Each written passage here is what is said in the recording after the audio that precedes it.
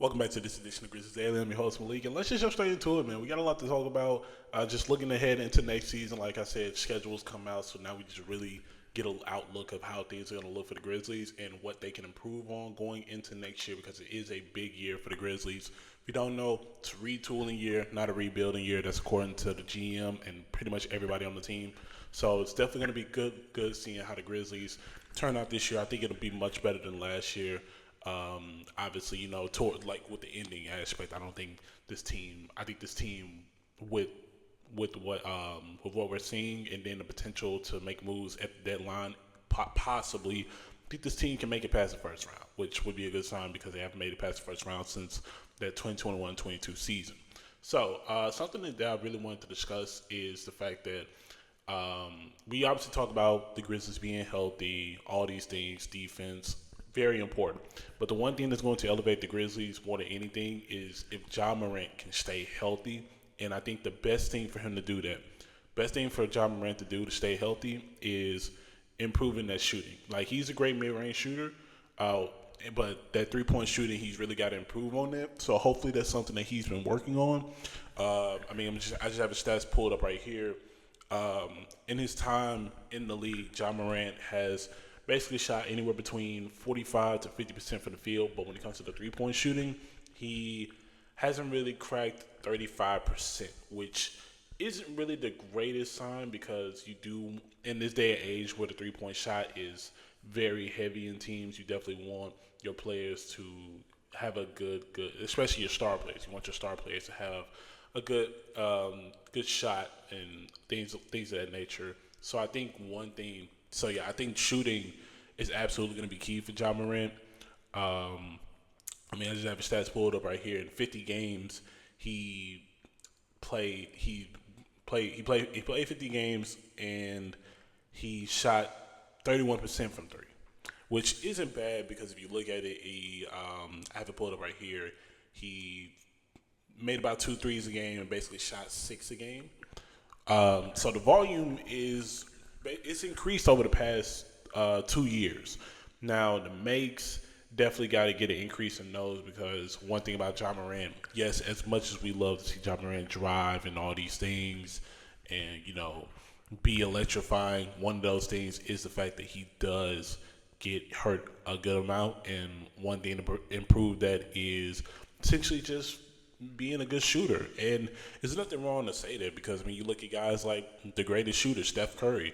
Yes, he was known as a shooter, but more than anything, when he was driving early on in his career, that's how he used to have a bunch of ankle injuries. So he worked on his game, fixed his shot, and essentially became one of the deadliest shooters we've ever seen touch a basketball.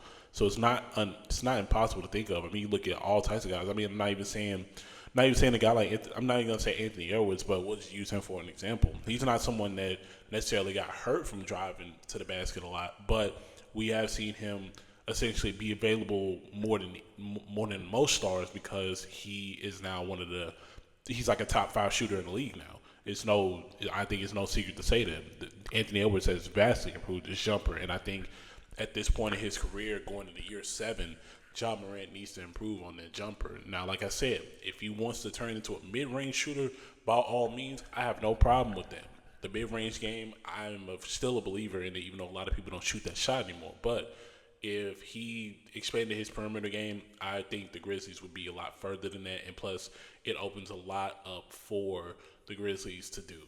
Now, before we get into the talks of spacing, Rob Fisher, obviously, if you know who Rob Fisher is, he's one of the sideline pieces for the Grizzlies. He actually kind of dissected the schedule and essentially made it easier to pick out. So one of the things that I wanted to know, we obviously talked about that.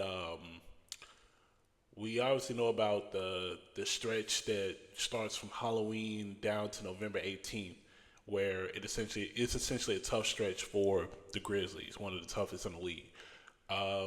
One thing that really stands out to me is it's a second stretch of games on the road that really stick out to me, and it's in the month of February. So going into February, on January 31st, the Grizzlies played Minnesota at home twice. That's January 31st and then February 2nd, 2 days later. Fast forward 2 days after that, you play Sacramento this is a 5-game road stretch. You play Sacramento, then you play 2 games in Portland. That's a back-to-back, and then you play Golden State 2 days after that, and then 2 days after that you play the Denver Nuggets. Very, very tough. Very, very tough stretch of games right there, and this is the stretch of games before going into the All-Star break. So the Grizzlies are going to be pretty busy with that going on. West Coast, essentially a West Coast stretch of games. Obviously, not factoring in Denver.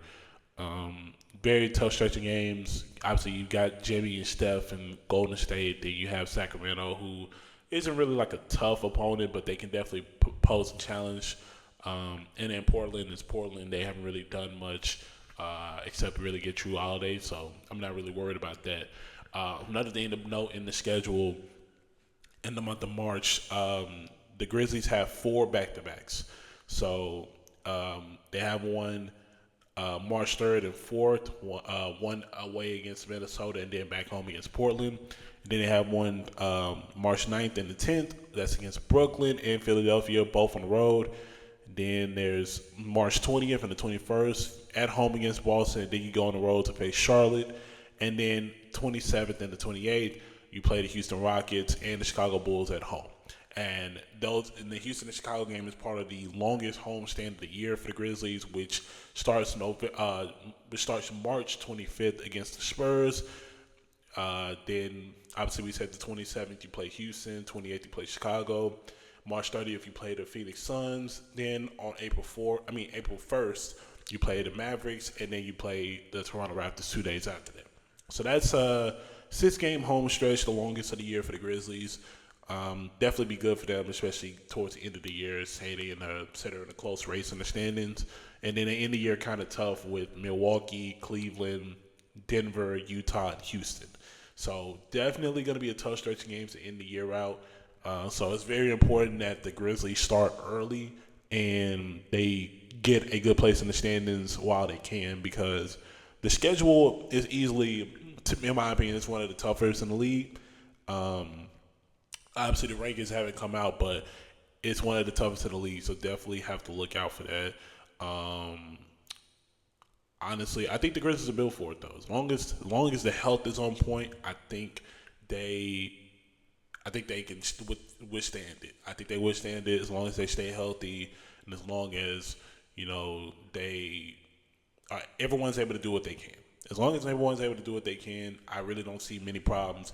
As long as everyone stay healthy, I don't see many problems.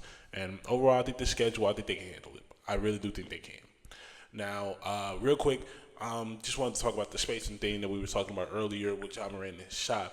I think the spacing that we could potentially see from this team is probably some of the best that we'll see since that 2022-23 season. Obviously, everybody remembers 2021, 2022 as one of the better years, but when you really look at it, other than the first round matchup against the Lakers, the 22-23 season was actually a very good year for the Grizzlies. When it came to spacing, we saw a lot more shots. Saw a lot more shots going in, a lot of volume shots, a lot of perimeter shooting that year as well. I think just a matter of making sure the shots go in and having the guys that you want shooting the ball shoot them. I think we're talking a different ball game here, and it could actually work out in the Grizzlies' favor, because you have to remember you got guys who can really stretch the floor. And Cedric Coward, can't wait to see what he brings to the table.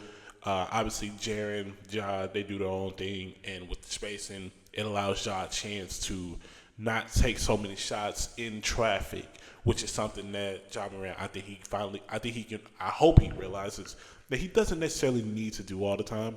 He just has to really find the right place for it in the right time, because he does find himself in the moments where he will just see someone in the paint and just try them, which, hey, like I said, it's entertaining, but at the same time, the whole league wants you to be healthy.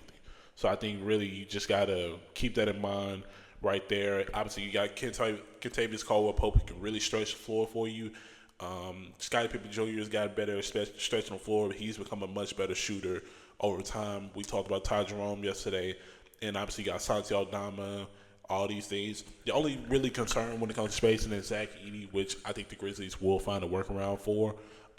That's somebody that I hope works on his mid-range game as well, because one thing I talked about with Edey, yes, he is tall, yes, he is big for the average center, but he does have a problem holding on to the ball once he gets into that post. He honestly keeps the ball very low, which has posed to be a problem, so hopefully they've worked on that. But other than that, I think you can find a way to find Edey to get out of the paint and hopefully, shoot a mid-range off a pick and roll, pick and fade, whatever it is.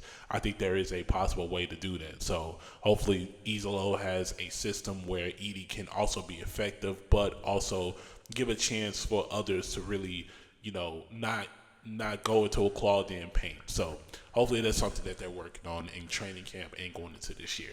Now, real quick before we go out, one thing I wanted to notice, I noticed ESPN put like a little quick piece about Jaylen Wells and how he's somebody to watch out for. Obviously, we talked about the sophomores list like a few weeks ago and how Zach Edey actually wasn't on that list, but Jaylen Wells was. And I think it's spot on. I think Jaylen Wells can make a lot of noise this year just from the simple fact that we've seen him working out. We've seen probably him work out more than anybody except for Jaren. So him working on his game, him being hungry for a second-year player is always a good sign. Like I said, Jaylen Wells was, in my opinion, at one point a Rookie of the Year candidate, and then Stephon Castle took off out of nowhere. But Jaylen Wells is definitely somebody that I've looked at it, and he has the potential to be way more than a shooter. Obviously, he's a defensive master. I'm not even going to say a defensive mastermind, but he's definitely reaching that point where he is a very good defender, and he's put the league on notice about that. So I think Jaylen Wells, as a defender, perfectly fine. As a shooter, he's getting there. Obviously, in Summer League, it looked like he was struggling, but I also think people have to remember the fact that in Summer League, he was taking a lot more shots than he usually would on the court. So that's something that you have to factor in. Jaylen Wells isn't taking that many shots on the court, but he will take, and he usually takes the right shot. It's not often you see Jaylen Wells take a forced shot. So I think people have to remember that Summer League is just them experimenting something, because for all we know, we might find out, hey, Jaylen Wells is a better shooter off the dribble instead of a catch and shoot. Who knows? But you don't know that until you experiment by giving him more shots and more room for him to have the green light. So that's why I didn't really look at Summer League as like a negative sign for Jaylen Wells. It's just all about experiment and trying to get the best out of the players. So you definitely got the shooting aspect right there. One thing I've seen about Jaylen Wells is that he has improved in the offseason, his handles. Now, I don't know if this is just a case of, off-season workout videos, because everybody knows NBA players look better in off-season workouts.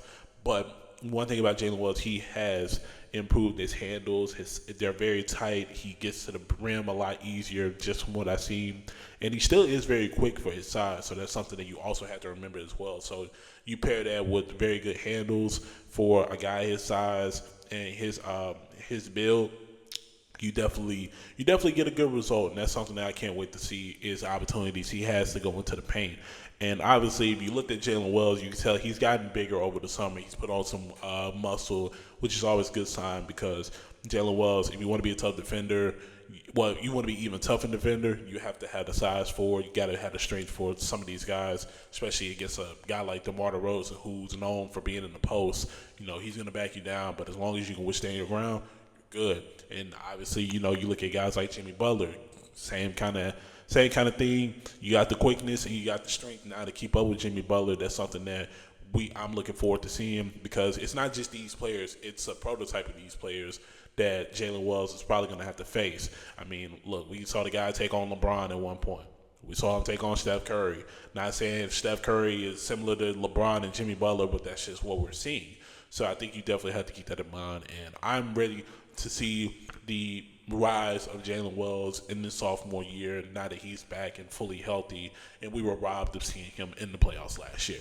But as for this edition of Grizzlies Daily, that's really all I got for today, and that's a wrap on this episode. If you like this video, make sure to like, comment, subscribe, turn on those post notifications so you get notified when the next video comes out. And as for this one, my name is Malik, and I'll be signing off.